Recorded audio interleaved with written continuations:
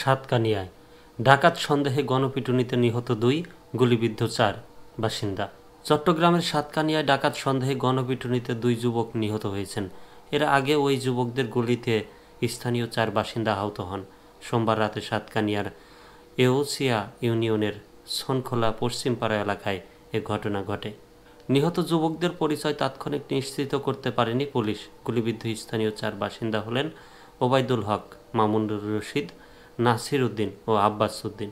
Police ঘটনাস্থল থেকে একটি পিস্তল, 8টি গুলির খোসা এবং একটি সিএনজি চালিত অটোরিকশা জব্দ করেছে। পুলিশ ও স্থানীয় বাসিন্দাদের সঙ্গে কথা বলে জানা গেছে, সোমবার রাত 9:30 থেকে 10টার মধ্যে 4টি সিএনজি চালিত অটোরিকশায় করে একদল যুবক সনখোলা পশ্চিমপাড়া এলাকায় গিয়ে এলোপাথারি গুলিবর্ষণ করতে থাকেন।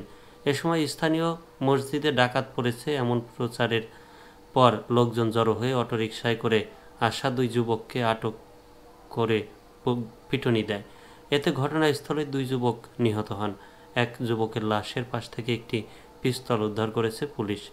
এই 2 যুবককে আটকের আগে গুলির ঘটনায় আহত 4 জনকে চট্টগ্রাম মেডিকেল কলেজ হাসপাতালে নিয়ে যাওয়া হয়েছে।